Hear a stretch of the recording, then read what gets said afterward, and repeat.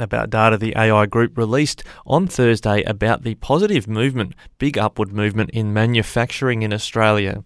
Here's what Peter Byrne, Head of Policy at the AI Group, had to say. Peter, thanks for joining us on Flow today. You're very welcome. You've got some really positive data out for Australian manufacturing. Could you just walk us quickly through just what that data is telling us about how our sector is going? Yeah, manufacturing's growing at a healthy pace.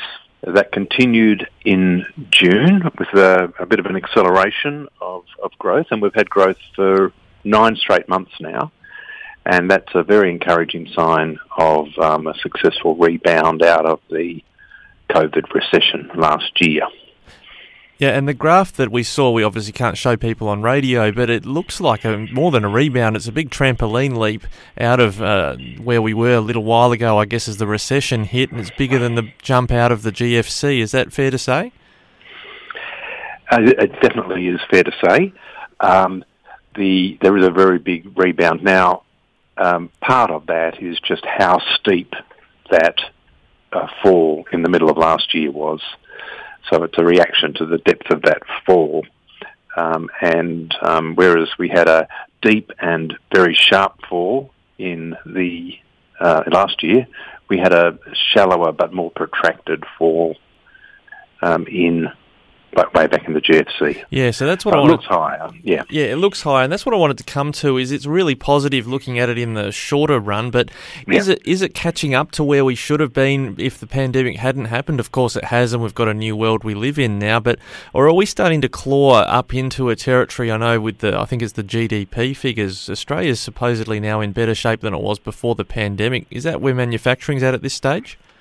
It must be close. Last count, it was just a little bit short, but the further growth that we've seen since, say, the close of the March quarter, which was the official data, that I think we would have recovered that lost territory by now. But the economy as a whole had more than recovered by the end of the March quarter. So there was a very big rebound in the economy, and manufacturing just a little bit behind the overall economy. Yeah, and so you're the head of policy with the AI Group, Australia's peak employer body, and when it comes to the opportunity to keep going in that upward direction, what do you think that state and federal governments need to do to make sure that we don't bottle this opportunity as the economy sort of recalibrates in a pandemic world? Yes, well, I think that the key things that need to happen right now for us to find ways to increase labour supply, because what we're hearing from across the economy, I mean manufacturing and in regional manufacturing in particular, is difficulty in filling positions. So people are just constrained, businesses are constrained from further expansion because they just can't find the labour. Now, a big part of that, of course, is that we don't have any temporary or permanent migrants coming at the moment. And a whole lot of people who were here have left the country. So that's left a big hole in our labour market, our labour supply. So we've got to find a way to address that, and we've got to find a way to open up international borders in a way that's consistent with the health outcomes we want. But at the moment, sort of a shut door policy is putting a lot of pressure and will cap the rebound, because businesses just can't find the workers needed to expand production. Yeah, and that's a story we've heard across our broadcast areas when it comes to just finding skilled or even unskilled labour that you need in your factory, your plant or your workshop. And part of that challenge is encouraging them to move to regional areas. Then there's a shortage of housing supply. There's not much, I guess, we could do, say, at a state level in bringing more migrants in. But how could we make sure that businesses can actually get the staff they need? Do we need to invest more in training, for instance, to make sure that we can train up those staff?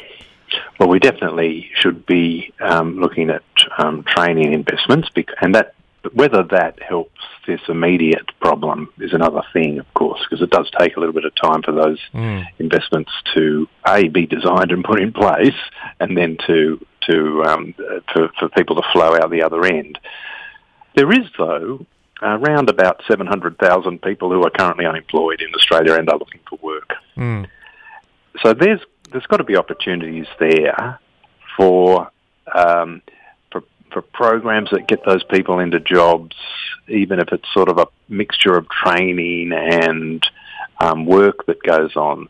But we have had some success, obviously, in reducing unemployment, but still a very large number of people are looking for work. Yeah. They're just not matching in terms of skills and location. Yeah, because we've got that sort of... we're in this sweet spot, I guess the government would say, when you listen to the narrative around the last federal budget of getting close to full employment. But there's still that little sweet spot of people who are still looking for work. I mean, the understanding, you kind of tend to live with about 4% unemployment in a country or something like that. There's still that sort of 0.5% or more we could still get employed. Oh, yeah, and we could go beyond 4%, couldn't we? I mean, if these people are genuinely looking for work, and of course they are, then there must be ways to get them employed. Now, not all of that's going to be straightforward, and not everyone is in the right place, as you know only too well, I think. And not everyone has the skills for every position, but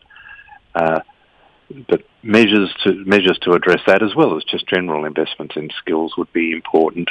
And I think that there's probably scope, if the states were willing, for us to increase the flow of people coming into the country again in a way that's safe, and that would help augment the supply of labour and address some of the problems we're currently having. Yeah, and on the that's on sort of the labour side, I guess. There's this innovation side people talk about as well, in terms of, and the government made an announcement this week in Tokemwall that they're going to invest $1 million in a $14 million pipe production plant for irrigation piping, as an example, using new technologies. To what extent could that, I mean, I'm looking at manufacturing modernisation. Anthony Albanese says we want to be a nation that makes things.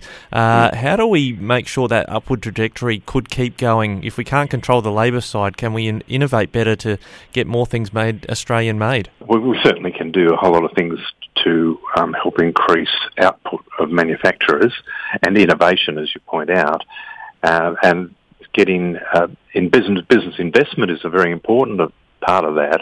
And of course, people are looking at, manufacturers in particular, are looking for opportunities for more automation. That would also help address labour shortages and increase productivity, so that there are opportunities there. Now, that's a clear ground, and for investments in innovation that support that would be good, and government policy can support those investments and support the innovation itself. We've got great research institutions and great engineers and technicians in universities and the like, and linking them up with businesses and creating opportunities for innovation and improvements is a very fertile area. And I guess also for our regional audiences, food and fibre manufacturing is a big part of what happens in those regions. Is the data that you collect looking down into that sort of level in terms of whether there's movements or positivity in food and fibre or other regional manufacturing? Not in this national survey. We do get a picture of the broader food and beverages sector, for example, and it's going very strongly. It's been going strongly for quite a while, but with drought conditions easing in many parts of the country and farm produce rising, there's a fair bit of activity going on.